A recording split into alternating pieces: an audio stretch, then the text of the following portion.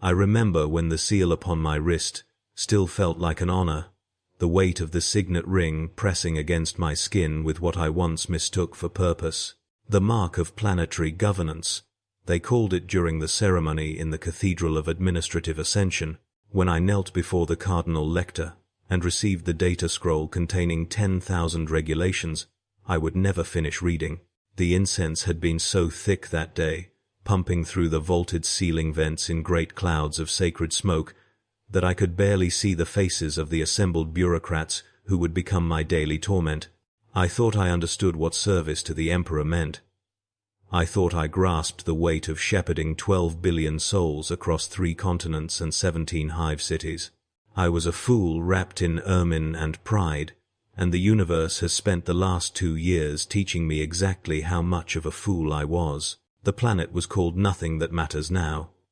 In the ledgers it bore a designation, a string of numbers and Gothic letters that the administratum used to track our tithe contributions, our population trends, our industrial output measured in cubic tons of processed ore and manufactured goods.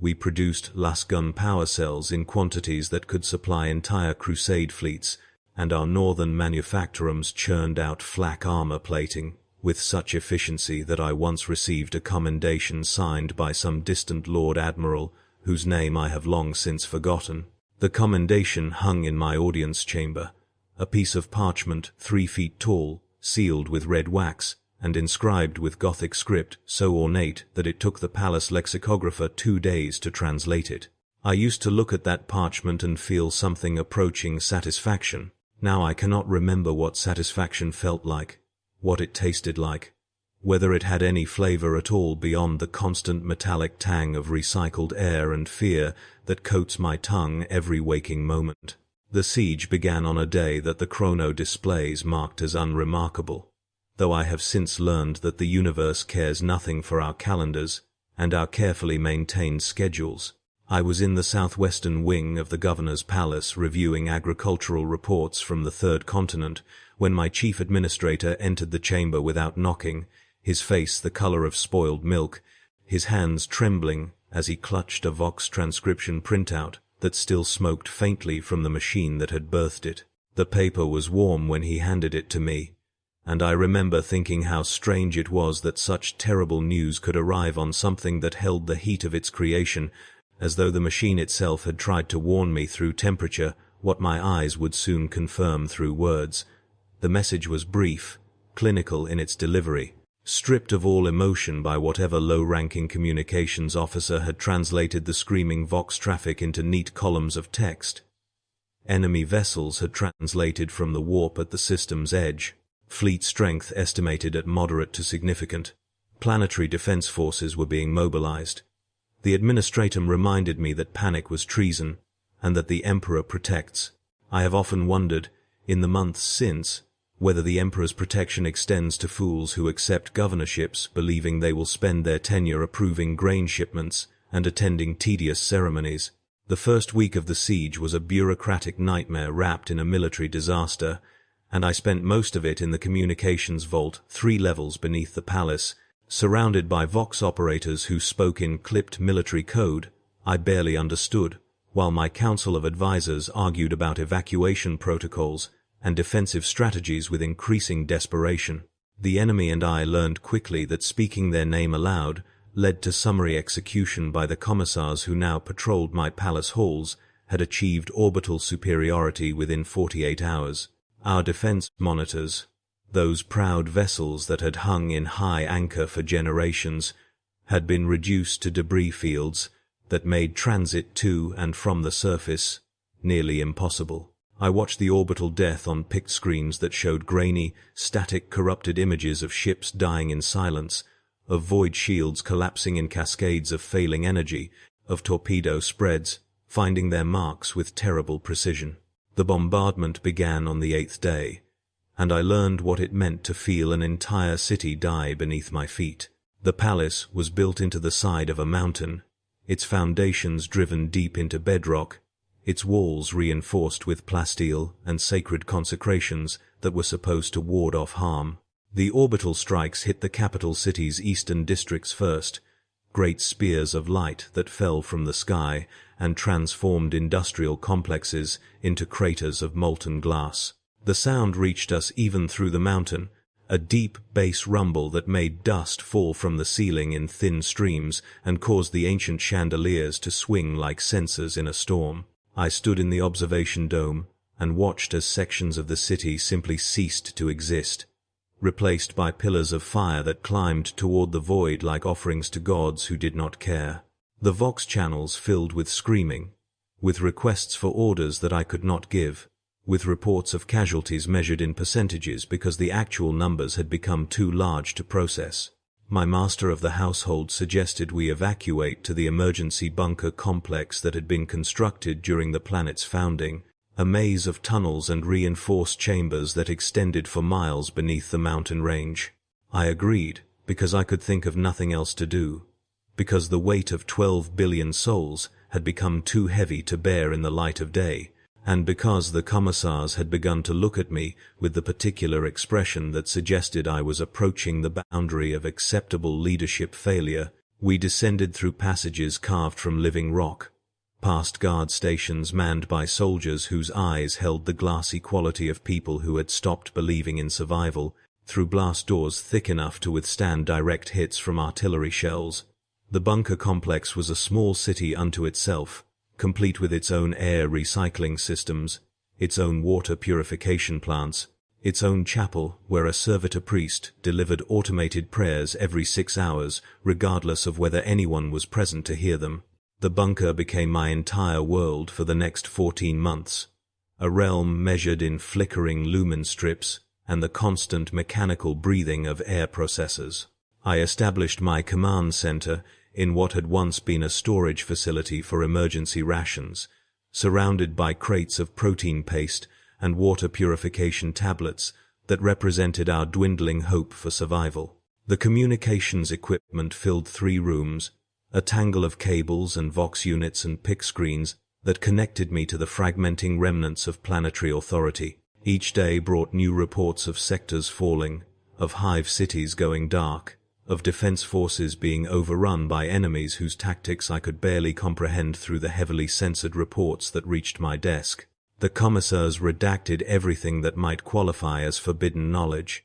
leaving me with intelligence reports that read like Gothic riddles, full of oblique references to corruption vectors and mimetic contamination and reality instability events that told me nothing except that things were worse than anyone would admit. The people who had followed me into the bunker numbered in the thousands, initially administrators, guards, palace staff, their families, those lucky or connected enough to receive passage tokens before the blast doors sealed. We packed into chambers designed for hundreds, sleeping in shifts on folding cots, arranged in neat rows that quickly devolved into chaotic clusters of makeshift shelters built from supply crates and privacy curtains. The air took on a particular quality within the first month, a mixture of unwashed bodies and recycled atmosphere, and the ever-present smell of the nutrient paste that became our primary sustenance. 3 meals a day, if you could call them meals, dispensed from automated kitchens that processed the stored rations into a grey-brown sludge that tasted like absolutely nothing. I ate it with the same silver spoon I had once used at state banquets, sitting at a fold-out table in my private quarters while reviewing casualty reports that grew longer every day. The siege settled into a rhythm, or perhaps it would be more accurate to say that we settled into the rhythm that the siege imposed upon us. The enemy did not simply bombard us into submission but seemed to be conducting some sort of methodical campaign that the military officers in my staff could not quite decipher. Certain targets were struck with overwhelming force while others were left untouched, creating patterns that the strategic analysts spent weeks trying to interpret. The capital city was now a ruin, its hive spires collapsed into themselves like broken fingers, its lower levels flooded with refugees who had nowhere else to go. We maintained contact with the remaining hive cities through sporadic Vox transmissions that came through layers of static and interference, messages from governors and military commanders who reported situations varying from desperate to catastrophic. The second continent had gone completely dark after 6 months. All communication ceased, and we had no way of knowing whether everyone there was dead or simply cut off from the network. My staff began to die with depressing regularity, not from enemy action but from the slower erosions of siege life. The chief medical officer reported increasing cases of malnutrition despite our rations, strange deficiency diseases that emerged from months of eating the same processed nutrients, psychological breaks that led to violent outbursts, or catatonic withdrawal.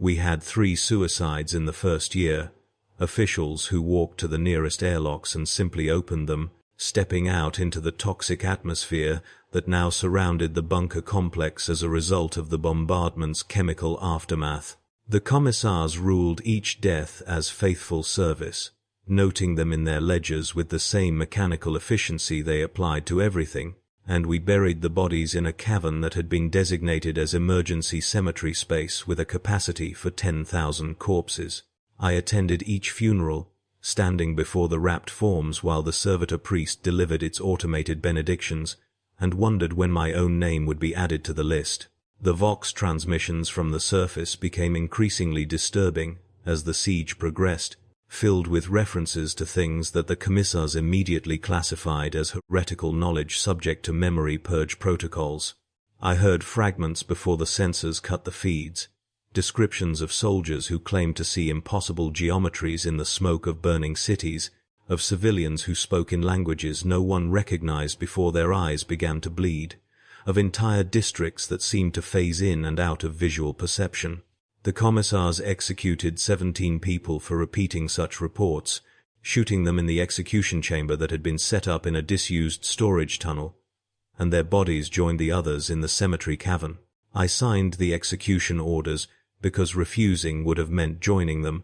and I told myself that I was preserving my ability to serve the Emperor by staying alive, though in my darkest moments I wondered whether I was simply a coward who chose survival over principle. The bunker's social structure began to degrade after the first year, hierarchies dissolving into something more primitive and desperate. Food became the primary currency, with people hoarding their rations and trading them for favors or better sleeping locations or access to the limited bathing facilities. The guards who had once maintained order with professional discipline now extracted bribes for basic services, and I lacked the authority or the willpower to stop them. My own staff split into factions, administrators who believed we should attempt evacuation versus those who insisted our only hope lay in holding position until relief forces arrived. The military officers spoke in increasingly frank terms about our situation, using words like untenable and total strategic collapse when they thought I could not hear them, and I pretended not to notice, because acknowledging the truth would have required me to make decisions I was not equipped to make. The water began to taste wrong around the 14-month mark, taking on a metallic quality that the purification engineers could not explain or correct. We still had reserves, vast cisterns that had been filled before the siege, but the recycling systems were showing signs of stress, breaking down with increasing frequency and requiring repairs from technicians who were themselves suffering from the accumulated exhaustion of siege life. I developed a habit of carrying a small flask of unrecycled water, traded from the personal reserves of a supply officer who needed my approval for a cousin's transfer to lighter duties, and I would take small sips throughout the day to remind myself what clean water tasted like. It became a ritual, a tiny act of defiance against the degradation that surrounded us, though I knew it was pathetic and self-indulgent and ultimately meaningless in the face of what was happening to my world. The pict screens in the command center showed us fragments of the ongoing devastation, images captured by servo skulls and surveillance systems that still functioned in isolated pockets across the planet's surface. I watched cities I had visited during ceremonial tours reduced to ash fields, watched defense installations that had seemed impregnable overrun by forces the sensors pixelated into meaningless blurs. The enemy's ground forces had landed at multiple points across 3 continents, and our fragmented military could do nothing but conduct fighting retreats through urban ruins, buying time with blood and accomplishing nothing except slightly delaying the inevitable. The casualty estimates had long since stopped being estimates and become simply the word catastrophic, repeated in every report, as though the clerks who compiled them had given up trying to count the dead. I received a Vox transmission on a day that my chrono marked as the 463rd day of the siege, though I had long since stopped trusting the accuracy of our timekeeping equipment. The transmission came through on a military command frequency I had not heard active in months, crackling with the particular distortion that indicated it had been routed through multiple relay stations to reach me. The voice on the other end belonged to a naval commander I had met once during a fleet inspection tour, a woman with a scarred face and dead eyes who had commanded one of the defense monitors. She was calling from a transport vessel that had somehow survived the orbital battle, now hiding in the outer system's asteroid fields with a handful of other survivors. She told me, in language carefully chosen to avoid triggering the Vox sensors, that no relief was coming, that the sector fleet had been redirected to other conflicts deemed more strategically significant, that our planet had been classified as acceptable losses in the larger calculus of the Imperium's endless wars. I thanked her for the information and ended the transmission, then sat in silence for what might have been minutes or hours, while the Vox operators around me pretended not to have heard. The commissar assigned to the command center approached me afterward, his face professionally neutral, and asked whether I required any heretical communications to be reported. I told him no, that the naval commander had simply provided routine intelligence updates, and he nodded and made a notation in his ever-present ledger before walking away. That night I lay on my cot in the private quarters that were barely larger than a closet, and stared at the rock ceiling while wondering what it meant to be governor of a world that the Imperium had decided to abandon, whether my authority still meant anything when there was no longer an empire to derive it from. The answer, I discovered over the following months, was that authority meant whatever force could impose it, and I had very little force to impose anything. The military officers began making decisions without consulting me, organizing the remaining defense forces according to their own strategic assessments, and I let them because they at least seemed to have some plan beyond simply waiting for death in increasingly uncomfortable conditions. The civilian population in the bunker grew restless and then desperate, with food riots erupting in the common areas when someone discovered that the automated dispensers were reducing portion sizes to extend our dwindling reserves. The guards put down the riots with rifle butts and shock mauls, cracking skulls and breaking bones, until people stopped demanding extra rations, and I signed the medical requisitions for treating the wounded, while trying not to calculate how many fewer mouths to feed we now had. The servitor priest in the chapel began malfunctioning around the 18th month, its automated prayers devolving into strange hybrid liturgies that mixed high Gothic with machine code, interspersed with what sounded like screaming, though the speakers were not designed to produce such sounds. The tech priest responsible for the bunker's mechanical systems attempted repairs, but emerged from the chapel shaking and refusing to speak about what he had seen. The commissars sealed the chapel after that, welding the doors shut and posting guards to ensure no one attempted to enter, though I sometimes heard sounds emanating from behind those sealed doors late at night when sleep refused to come, rhythmic pounding like industrial machinery, or sometimes singing in voices that seemed to come from very far away. The pict screens began showing impossible things around the 19th month, images that could not exist according to any physics I understood, though the technical staff insisted the equipment was functioning within normal parameters. I watched cities that had been destroyed months ago appear intact on surveillance feeds, only to dissolve like watercolors in rain when the viewing angle shifted. I watched soldiers fight battles that seemed to repeat themselves in loops, the same formations moving through the same tactical sequences over and over while the timestamp on the feed continued advancing. The sensors gave up trying to classify what we were seeing, simply shutting down entire sections of our surveillance network rather than attempting to explain phenomena that had no explanation within the permitted doctrines. My dreams became unreliable somewhere during the 20th month, bleeding into waking life until I could no longer maintain clear distinctions between memory and hallucination. I would find myself standing in rooms I had no memory of entering, conducting conversations with staff members who had died months ago, reviewing reports that dissolved into incomprehensible symbols when I tried to focus on them. The chief medical officer suggested sedatives, powerful compounds from our dwindling pharmaceutical reserves, and I took them because the alternative was whatever abyss my mind was approaching. The sedatives helped, after a fashion,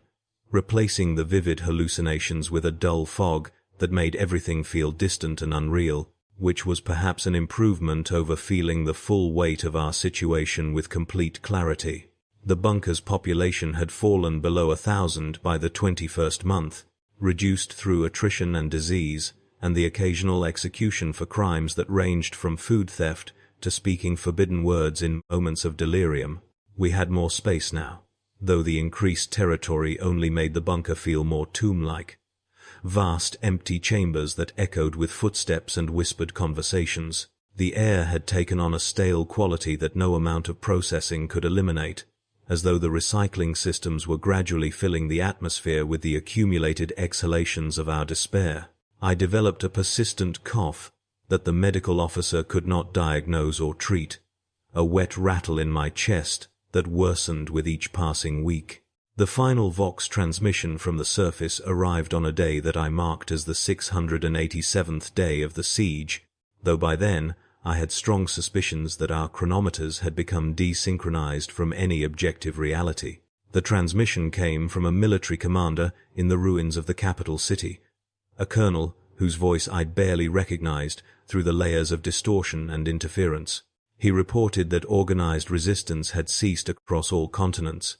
that the remaining military forces were now conducting isolated defensive actions with no strategic coherence, that the enemy had begun some sort of large-scale construction project in the ashes of the primary Hive city. He asked for orders, his voice carrying an edge of hysterical laughter,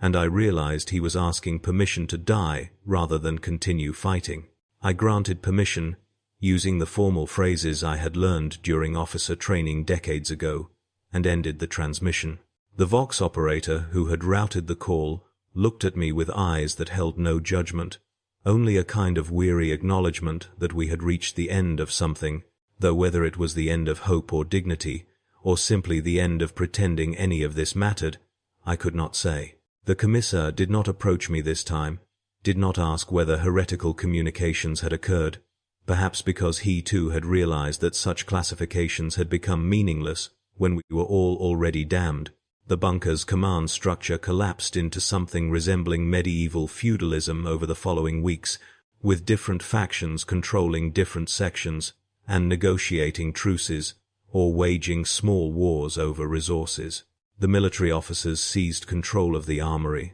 and the remaining weapons stockpiles, using their firepower to demand better rations and living quarters. The technical staff barricaded themselves in the Environmental Control Center and threatened to shut down the air recycling unless their demands for increased water allocations were met. I remained in my quarters, signing whatever documents people brought me, providing the veneer of legitimate authority to actions that would have occurred regardless of my approval. The signet ring on my wrist had become a piece of jewelry worn out of habit,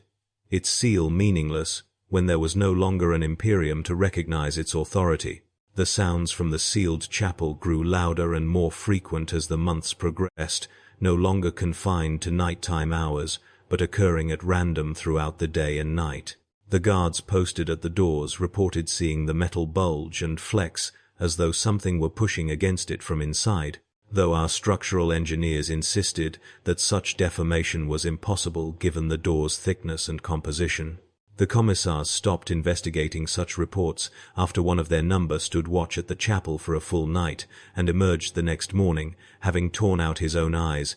babbling about angles and geometries that should not exist within three-dimensional space before the others shot him for his own mercy. I began to understand, in the fragmented way that madness masquerades as clarity, that the siege had never been about military conquest in any conventional sense. The enemy and I still did not know their name, still could not speak it without risking summary execution, though the commissars had long since stopped caring, had not come to take our planet but to transform it, to reshape it according to principles that had nothing to do with territory or resources, or any strategic calculation that made sense within the frameworks I had learned during my education. The construction project the colonel had reported was spreading, visible now even on our degraded pic screens, vast structures rising from the ruins of our cities that seemed to violate basic principles of architecture and engineering. Buildings that hurt to look at directly, that seemed to exist in more dimensions than the three I could perceive. The bunker itself began to change sometime during what my increasingly unreliable chrono marked as the 24th month, though by then I suspected that time had become flexible, that the days and nights we experienced no longer corresponded to any external reality. Corridors that I had walked hundreds of times would terminate in walls that had not existed the previous day, or branch into new passages that led to chambers I could not remember approving during the bunker's construction. The technical staff insisted that the bunker's layout remained unchanged,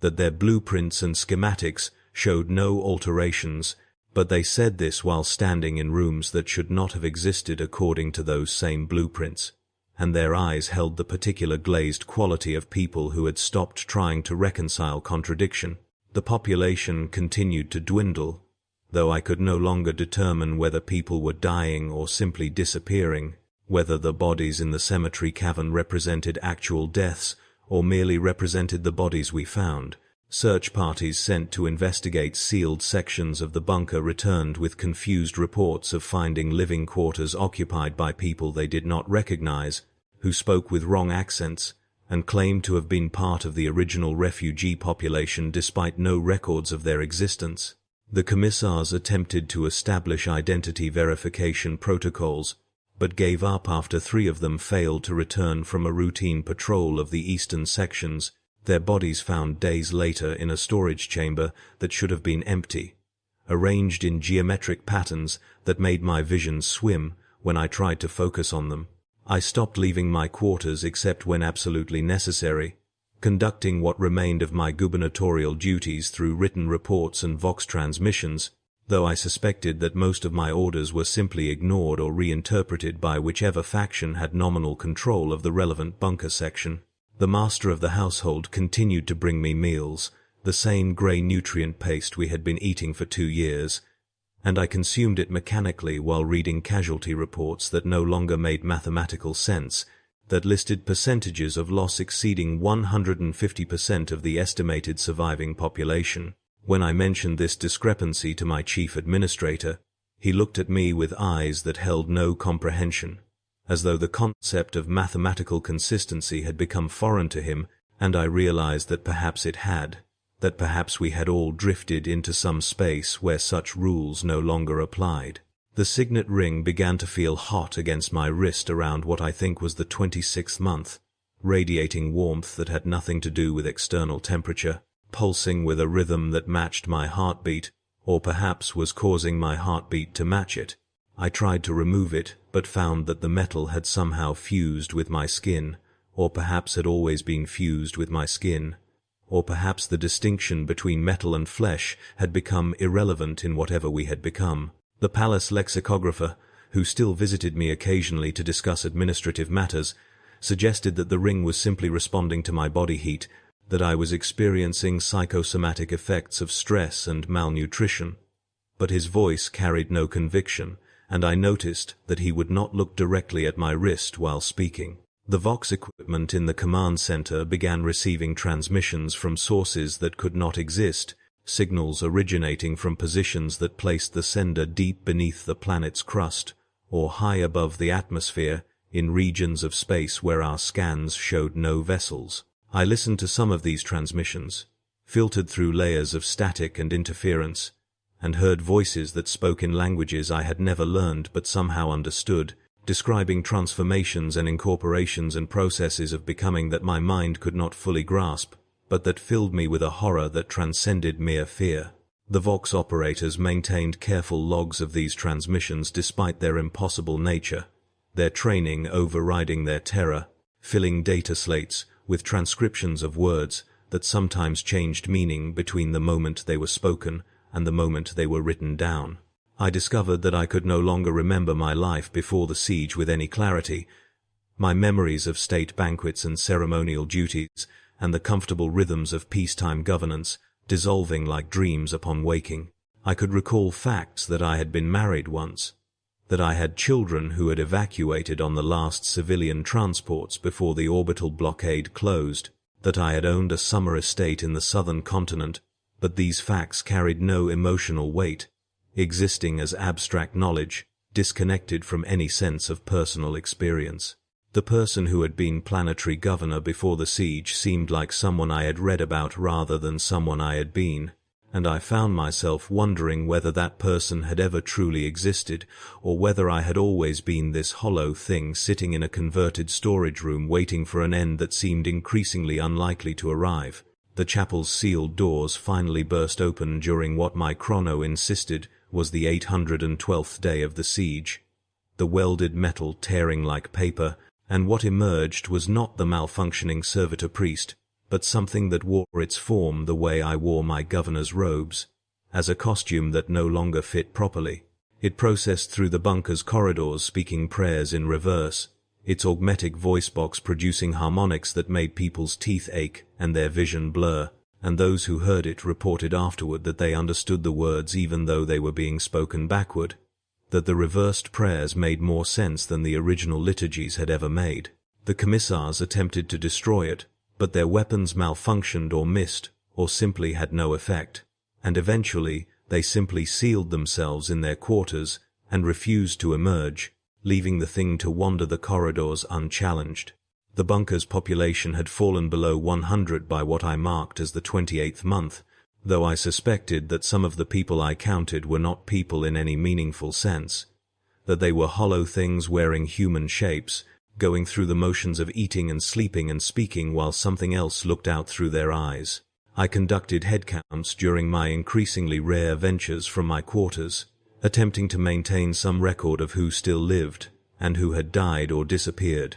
But my lists never matched from one day to the next, names appearing and vanishing, people claiming to have been present for weeks when I had no memory of ever seeing them before. The dreams, though whether I was dreaming or waking had become impossible to determine, showed me the surface world's transformation in increasing detail. The enemy's construction project had spread across entire continents, raising structures that seemed to be simultaneously buildings and living things, that grew rather than were built, that pulsed with a rhythm that matched the heat in my signet ring. The surviving population, those who had not made it to bunkers or had emerged from bunkers when supplies ran out, or who had simply been caught in the open when the transformation accelerated, were being incorporated into these structures in ways that my mind refused to fully process, becoming part of the architecture in arrangements that served functions I could not name. I found my chief administrator hanging in his quarters during what might have been the 30th month, though the suicide seemed almost incidental compared to the fact that his body had begun to crystallize, his flesh taking on a translucent quality that revealed geometries beneath his skin that should not have existed within human anatomy. I reported the death to the remaining commissar, who made a notation in his ledger with hands that trembled so badly he could barely hold his stylus, and we had the body taken to the cemetery cavern where it joined the others in arrangements that no longer resembled anything like proper burial. The servitor priest, or the thing that had been the servitor priest, performed its reversed benedictions over the corpse, and I found myself mouthing along with words I had never learned but somehow knew. The environmental systems began failing with increasing frequency as our technical staff fell below the minimum numbers necessary to maintain them, and the air in certain sections of the bunker took on qualities that had nothing to do with oxygen concentration or carbon dioxide levels, but rather with properties for which we had no names or measuring instruments. People who spent too long in these sections reported feeling lighter or heavier than normal, experiencing time at different rates, seeing colors that did not exist in any spectrum we could measure. The commissar attempted to seal off the affected areas, but found that the boundaries were not stable, that sections which had been safe one day would be transformed the next, and eventually he simply marked certain corridors with warning signs and hoped people would have enough survival instinct to avoid them. I began to suspect that the bunker was no longer beneath the mountain, or perhaps was beneath all mountains simultaneously, or perhaps the concept of location had become as flexible as time, that we existed in some space adjacent to reality, where normal physical laws applied only sporadically and as suggestions rather than requirements. The Vox equipment occasionally received transmissions from other bunkers across the planet, brief garbled messages that suggested we were not alone in our transformation, that similar processes were occurring in sealed sanctuaries all across the world, though whether this knowledge provided any comfort or simply confirmed that there would be no escaping what we were becoming, I could not determine. The remaining population, now perhaps 60 or 70, though I could never get a consistent count, had stopped pretending that anything resembling normal life was possible. We moved through the corridors like ghosts, speaking rarely, eating when food appeared, though none of us could quite remember the last time we had seen the automated dispensers actually functioning. The distinction between day and night had become meaningless, with people sleeping when exhaustion overwhelmed them and waking when something compelled them to consciousness, following rhythms that had nothing to do with circadian biology. I spent most of my time in my quarters, which had somehow expanded to occupy a space larger than my memory suggested, sitting at my fold-out table and reviewing reports that I could no longer decipher, Gothic text that transformed into symbols I could not read when I tried to focus on specific words. The signet ring had begun to spread up my arm. The metal, though whether it was still metal, had become questionable, flowing across my skin like liquid, hardening into geometric patterns that seemed to shift and reconfigure when I was not looking directly at them. The transformation was painless, or perhaps I had simply forgotten what pain felt like, my sensory experience having been reduced to a dull grey continuity, punctuated by moments of sharp clarity that felt more like memories of sensation than actual feeling. The master of the household mentioned that similar transformations were occurring among other survivors, that several people now sported crystalline growths, or metallic patterns, or organic structures that had no analogue in human anatomy, and this information was delivered with the same neutral tone one might use to report changes in the weather. I realized, during what my increasingly erratic chrono marked as the 903rd day, that I had stopped thinking of myself as the Planetary Governor sometime during the preceding months, that the title had become as meaningless as my name, that both represented concepts from a reality that no longer existed or perhaps had never existed. I was simply a consciousness occupying a form that was slowly transforming into something else, maintaining the rituals of authority out of habit rather than conviction, signing documents that no one would ever read for purposes that no one could remember. The Imperium that had appointed me had either forgotten about our world entirely or considered it already lost, and in either case, my authority derived from nothing except the momentum of institutional structure continuing to operate long after the institution itself had ceased to have any meaning. The thing that had been the servitor priest began conducting services in the common areas, and people attended because there was nothing else to do, sitting on the floor in rough circles while it processed between them, speaking prayers that made their meaning clear even though the words themselves were incomprehensible. I attended one of these services and found myself understanding, in the way one understands dreams, that we were being prepared for something, that the transformation we were experiencing was not random degradation but rather a carefully orchestrated process of becoming, that we were being shaped into forms that would serve purposes we could not yet comprehend, but which would become clear in time or in what passed for time in the space we now occupied. The sealed sections of the bunker had spread until they outnumbered the areas that remained nominally accessible, and the survivors had consolidated into a handful of connected chambers near what had once been the command center,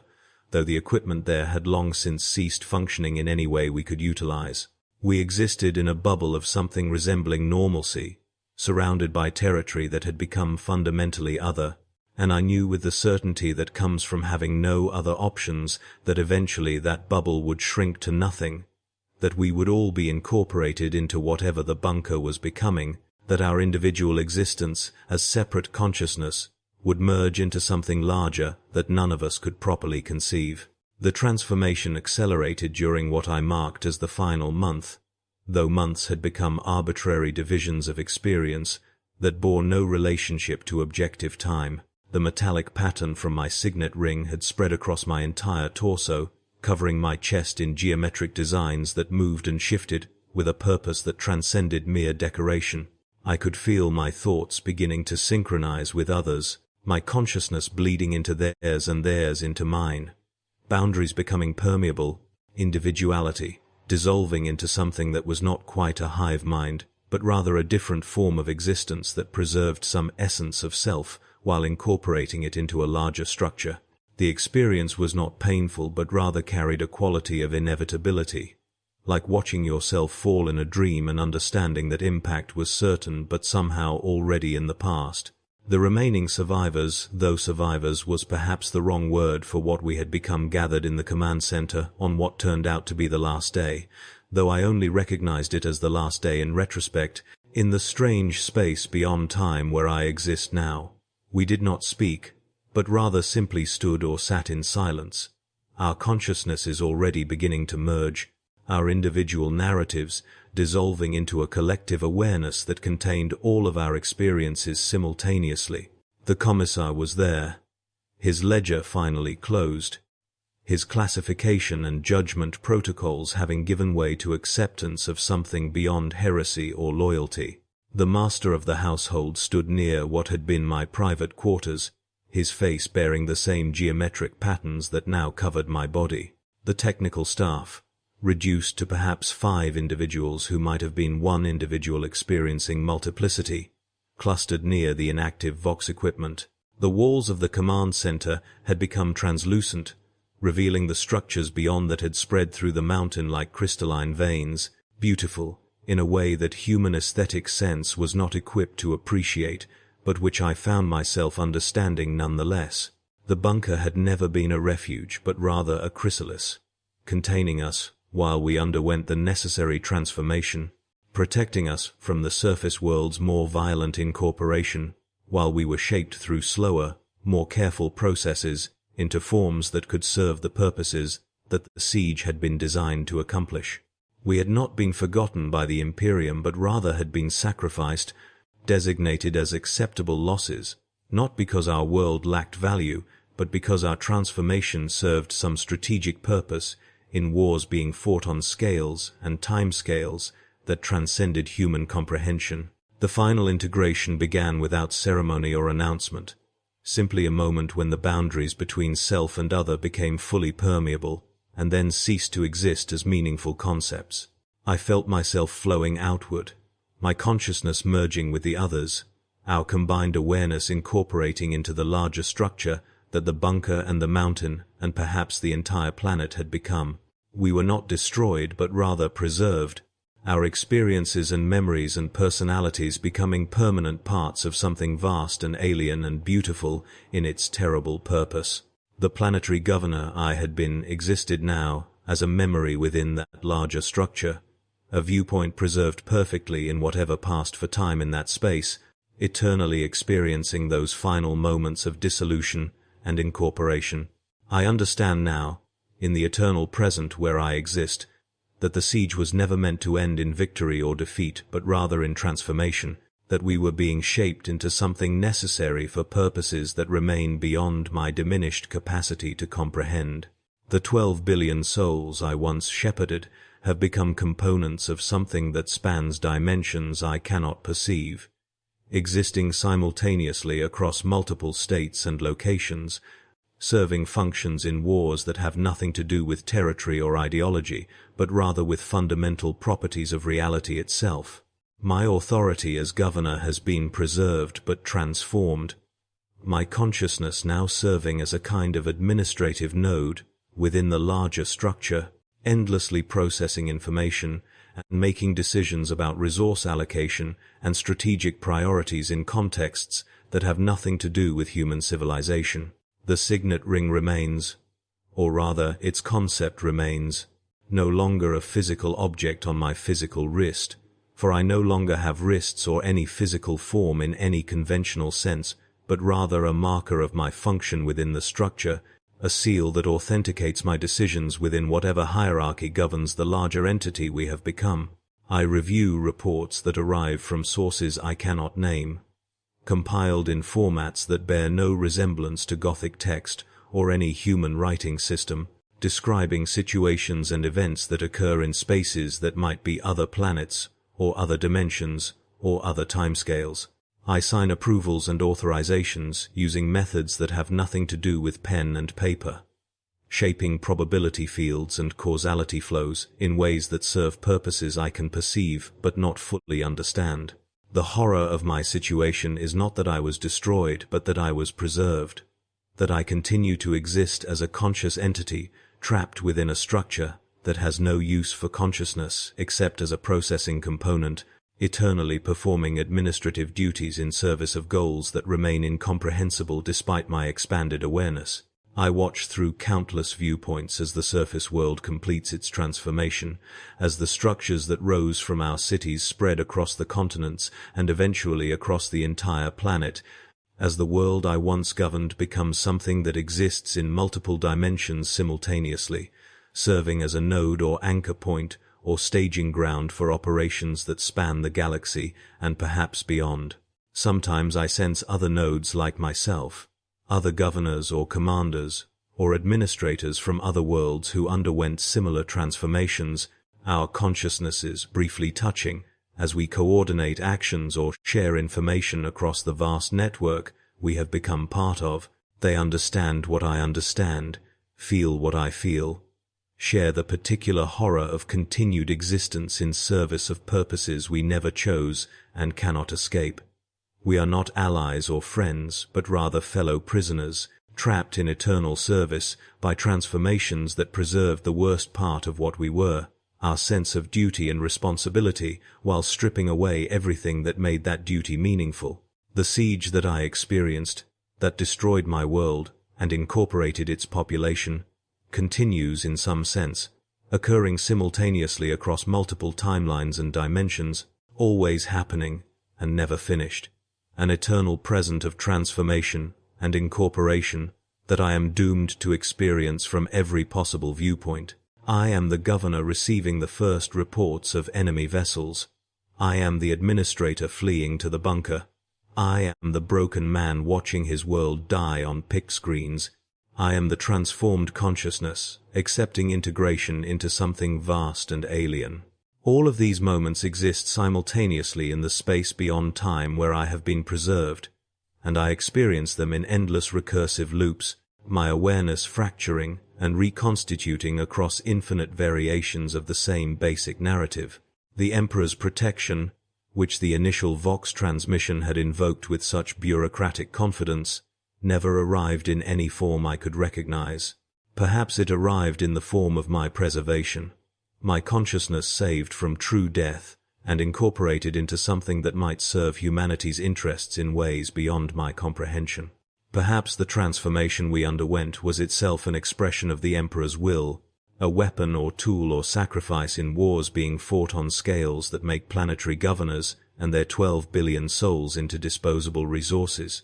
Or perhaps the Emperor never notices events on such small scales. Perhaps our entire world's transformation registers to him as nothing more than a minor fluctuation in the vast computational arrays that monitor galactic logistics, a barely noticeable blip in casualty statistics that span species and sectors. I do not know whether I should pray for release or for continued service, whether my existence serves some greater purpose that justifies the horror of its continuation, or whether I am simply a ghost trapped in a machine that has no real need for ghosts but lacks the efficiency protocols necessary to flush obsolete components from its systems. The question has become academic because I cannot die, cannot cease, cannot escape the eternal present of transformed consciousness, serving purposes it cannot refuse. The signet ring that once symbolized my authority over a world now marks me as property of something far vaster and more terrible than any planetary government, and its seal authenticates my eternal servitude to goals that remain forever beyond my comprehension while remaining impossible to refuse. This confession itself, though whether it is truly a confession or merely a process loop, a recursive subroutine examining its own code, exists in a space adjacent to time, simultaneously occurring and already completed, written and unwritten, read and unread. Perhaps it will reach someone who can understand the warning it contains, that service to the Imperium means accepting the possibility of transformations far worse than death, that duty and sacrifice can trap you in eternal prisons disguised as purpose.